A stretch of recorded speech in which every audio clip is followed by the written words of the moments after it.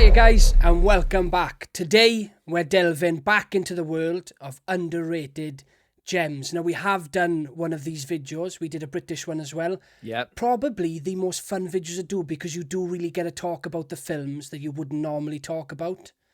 What do you think, Jags? Yes, I know, because a lot of these films, they're so obscure, we can't risk doing a video on them, so we get to get them in quickly.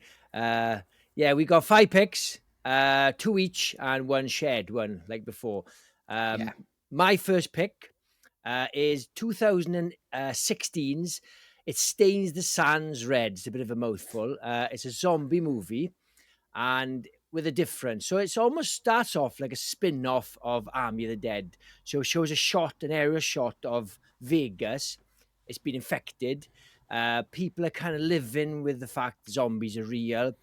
Not that they're getting on with their lives, but it's not like Day of the Dead where everything's ravaged. Phones still work. There's some sort of life, like. Yes, and it's got this character called Molly with a boyfriend, and he's a deadbeat. She's a bit of a deadbeat, but she's with this horrible, controlling boyfriend.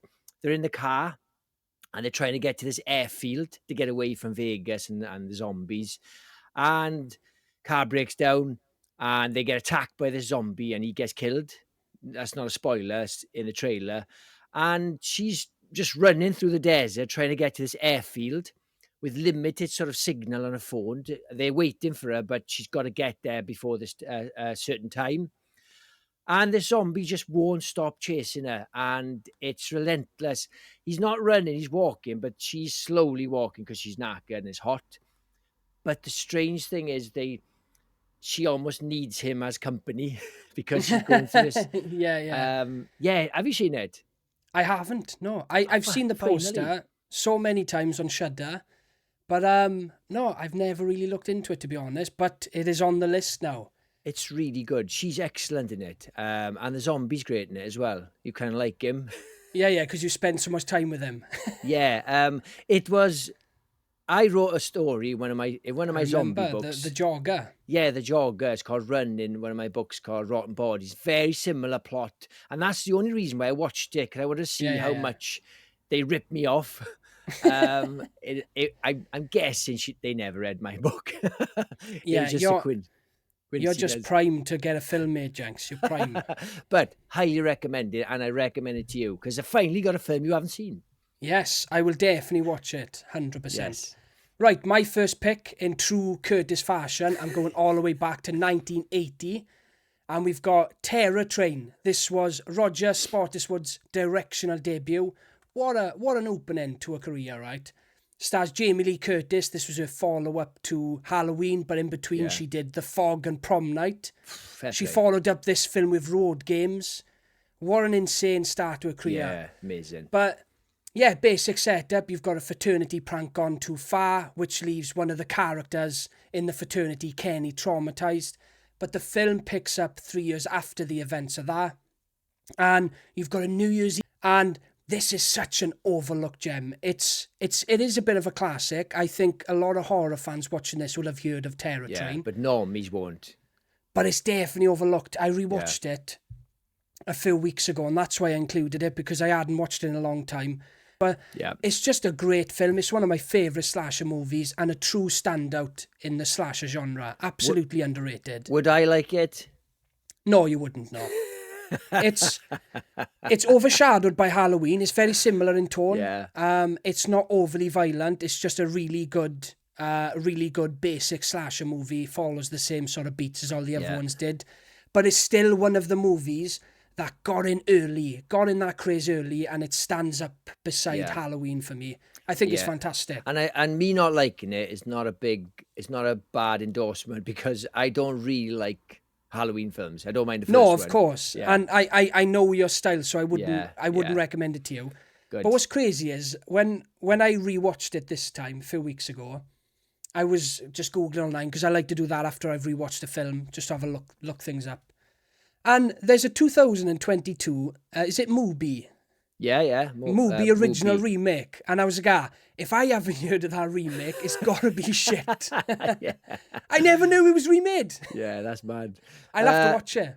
Right, my next pick is a zombie one again, right? Just a coincidence. I know I do love my zombies. But it's dead set, and it came out 2008. Now, I know it's not a film, but I wasn't going to include it because it was going to be hidden gem films. But it's our podcast. We can do what we want. Do Yeah. what we want. So before Black Mirror came out, Charlie Brooker gave us Dead Set. It was on Channel 4. It was a mini series. It's on Netflix, and you can watch it in its entirety. It's only about 5 Riz episodes. Ahmed before his career took off. Yes, you got Jamie Winston, Ray Winston's daughter, and you've got Andy Nyman, I think is pronounced his name. He's the guy from Severance, one of our favourites. Don't forget Davina McCall. Davina McCall. So the premise is top notch. Obviously, you expect that from Charlie Brooker because he's a bit of a genius. But it's Big Brother. Now, I know Big Brother's not relevant these days, but it's about Big Brother. What if Big Brother was happening and zombies took over the world, and they're none the wiser because they're stuck in this house? They think the cameras are still rolling, but they don't realize that the world is getting ravaged by zombies, and they're still playing up to the cameras because they're still on Big Brother. And so you're getting 2 points of view. You're getting the housemates, and you get in the studio, basically. And it's so good. It's like proper 28 Days Later level of zombie action. There's comedic elements, but it's flat out horror, in my opinion. You've seen it, haven't you? Oh, multiple times, Yeah, Jenks. it's awesome. So many times. I have it on DVD. Is it? I watched it when it came out, and I watched it. It was on a long episode. Then it was half an hour every day of the week. I think I can't 100%. And I was blown away. It was like a proper zombie thing on TV. It was amazing. I do. I remember this one very well when it came out. I remember the hype around it. And I remember Big Brother was huge at the time. So it was a really cool thing to do. I've gone back to this one in the last year. Yeah. I love it. It's such an original concept. And in Britain, Big Brother was such a big deal that it was even better because Davina McCall was in it doing being the presenter. Yeah. She gets turned into a zombie. She was awesome. It was so realistic. Cracking pick, Jenks. I'm a huge fan of Dead Set. Like I said, it's on Netflix. I don't know whether it's on Netflix USA, but it's on Britain. And if you're from the USA, you've never heard of it, find it because you would love it. And Charlie Brooker's a legend, obviously. Black Mirror. This one is truly underrated. Maybe the most underrated one we'll be talking about today. Yes, definitely. And it's not even a movie. Yes. Right, so my second pick, we've got 1987, Dolls, directed by Stuart Gordon. This is an absolutely underrated gem, and if you don't know who Stuart Gordon is, you need to give your head a wobble. Wobble your head, because I know you don't know who he is. Directed Reanimator, From Beyond, Pit and the Pendulum, Castle Freak, not amazing. But I've seen all them, and Castle Freak. Yeah, I own Castle Freak and Blu-ray. I just didn't know who directed it. Yes, Stuart Gordon is a standout director for me. Obviously, most famously created Reanimator. Oh, I love that, and the second one. But yeah, this one's a proper standout movie for me. You've got this couple and their daughter. Well, one of them's the stepmother. Horrific, horrible parents. They take refuge in this mansion in the middle of nowhere. There's a horrific storm, so they stop the car and they find this mansion, and it's owned by this elderly couple named Gabriel and Hilary Hartwick, who are basically doll makers. So the couple and their daughter, they take refuge inside this mansion, and they're basically stuck there for the night. And being doll makers, this place is chock-a-block full of the scariest but normal-looking dolls you will ever see. Worst like that. Every room is chock-a-block full of these dolls, right? We have a few other people that come into it. You've got these punk rockers who take refuge there as well. And obviously these dolls come to life. But what's really special about this movie is the setting. It's kind of like a dark fairy tale feel to it. Yeah. And the mansion looks like a set, but a beautiful set, if that makes sense. Yeah. Everything is done meticulously and perfect. And these dolls, right, in this movie, oh my God, still to this day, right, they look great. It's a mix of stop motion and special effects. I don't know if you've seen this one, Jenks. I haven't. No, it's not up your street at all, right? It's so over the top. And why do we do this Gordon, podcast right? together? I honestly, I know. But this one isn't for you, right? But for me, This is one I go back to all the time, right? It's been a standout movie since I was a kid. It's got that great 80s fairy tale vibe. It's a really weird film, but it's also really violent. And some of the characters in there are the most horrific characters you'll ever come across. You can't wait to see them die. This one is absolutely an underrated gem from the 80s, and I highly recommend this one if you like your movies a bit more cheesy. Yeah. Yeah, good. Right, our last pick is a shared pick. It's a classic. It's People Under the Stairs. Came out 1991 by Wes Craven. I love this film. I didn't see it in the cinema. I was a bit too young. Yeah. I think it might have been an 18 certificate. And I think it was 11, maybe 10, 11 or 12. It's about a little boy called Fool, and he lives on like the ghetto or the Bronx or whatever, the sort of ghetto, very rough neighborhood. And his mother's very sickly, and she got cancer, and they can't afford the operation. So Vin Rames, what's he called in that Leroy. thing? Leroy employs Fool to rob this house, the landlord's house, and there's apparently gold there. You kick it off. Yeah, of course. Yeah, so this is, and I'll start this off by saying, right, and I may get lynched. This is my favourite Wes Craven movie. Now, this is the one that when I think of Wes Craven, this is the movie I think about. More than Elm Street. Yeah, just because of how much it connected to me as a kid. It's one that I watched really young and I loved, and it's just gone into adulthood now. I was more into Jason and Freddy when I was young. But this was the standout Wes Craven movie for me. But yeah, like you said, you've got Fool and Leroy. They break into this old eccentric couple's house to rob some gold because there's been murmurs that they've got a lot of gold in the house, right? And they don't really have a name. They're called Mammy and Daddy. And they're played by Wendy. Sons, yes, Wendy Robbie and Everett McGill, right? Everett McGill in this film, right? Daddy. Yeah. Oh my God, so one good. of the most insane performances you'll ever see. It's so over the top, but it's perfect. And Wes Craven cast these two after seeing them as a married couple in an episode of Twin Peaks. Oh, really? So they've played a couple twice. Yes, they got great chemistry. So, great chemistry. Yeah. But yeah, they get into the house, and obviously, like any horror movie, they don't get what they expect to go in there for, right? Yes. And it's basically see no evil, hear no evil in there. Or is it there's the three? See no evil, speak no evil, hear no evil. Yes, and you're thinking of, yes. That's all confused with the Richard Pryor film. It's the saying in there. Yes. So they adopt kids, and you get that vibe early on in the film. You know, if they speak evil, they get their tongue chopped off and eyes out, ears, whatever. And when I watched it, because Vin Rames was my favourite character in it at the time, and he was this cool black dude, big guy, you know, and he like Mr. T, wasn't he? He was huge.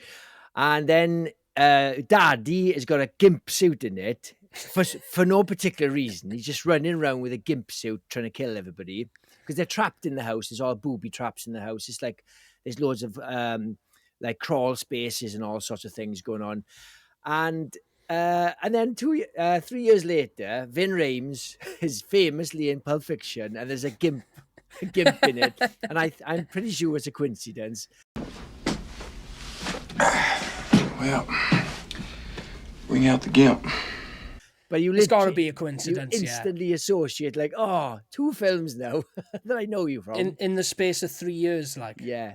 So when we decided to put this as a top, I stuck it on again because I've always loved this film, but I hadn't seen it for a good few years.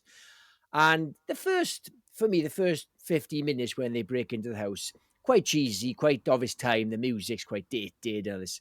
But when Mummy and Daddy are in full force trying to hunt these intruders out, they're so good. They should have had their own spin-off. They are incredible, isn't it? Absolutely incredible. Yeah, Wes Craven was developing a series for sci-fi before he passed. Right. And while he was alive, he had contacted a few directors to remake it. So I know it was something in his head that he wanted to expand this universe. Yeah. I think a TV series would have done that. I think that's where they would have gone with that one. It's a shame we didn't get it. Another standout of the movie, we've got Sean Whalen as Roach. He's one of the kids that's escaped the cell, and Yeah. he's living in the walls. And that really builds up the film as well, because you've got the relationship between him and Daddy, because he knows he's in the walls, and I think like once a night he comes out in his gimp suit and starts shooting up the house trying to catch him. Yes. And then you've got Alice then, which is their daughter, who is still above ground and not in the cellar yet. She's got a relationship with him as well. Yes, But yeah, it's such a fantastic film. It's very 90s, like you said. It's definitely of Yeah. its time. But an underrated gem, Jenks. It's and- got a great mix. It's a great mix of dark comedy, horror, bit of a social satire as well. You know, you've got the divide between the rich and the poor. And it's such a unique and fun movie. I love this one. Yeah, And I very- think it's been overshadowed by Craven's more popular releases, you know, Elm Street, Yeah, Scream, and- Hills of Eyes. And I think so. Don't Breathe heavily influenced by this. Even the poster. So you got the poster. Yeah, This is the house with a skull, and I think Don't Breathe is the house with his eyes above it. Yeah. Very And similar. the Rottweiler as well, exact same dog. Yeah. Do you know what I loved about this as well? So there's some really gruesome things. So they're cannibals basically feeding these people in the stairs, and they're feeding them like guts, and they're slitting people's open. It's really, really horrible. But the worst bit in it is when they put Alice in a boiling hot bathtub to scrub her, Yeah. and the steam's coming off. She's screaming, and it's so horrible. And even when after she's out of the bath, she's bright red, and you're thinking, "Oh my god, that's worse than anything." Yeah, it's horrific. Like, they are literally the worst people in the world. Yeah, But it seems that Wendy Robbie, who played Mummy, it's the most fun she's ever had on set. So Yeah, what she's does that awesome. say about her? and I even love like they got an intercom and they're talking to each other. It's so good. It's It's everything. like a living house in it. Yeah, it's It's awesome. so good. You've got people running loose in the walls. You've got all Yeah. the people under the stairs, the intercoms. It's so good. Yeah, and we had to share this one. We couldn't. You couldn't have this, or I couldn't have this on my own. It's not fair. No, of course. I would have liked to have. I would have done a solo video for this one. I'm a big fan. But Yeah, yeah, I think if we're doing an underrated video, this one has to go top it is, slot. and it is underrated. Yeah, definitely. Right, guys. If you enjoy horror reviews, rankings, please subscribe, and we'll catch you on the next one. Cheers, guys. Cheers, guys.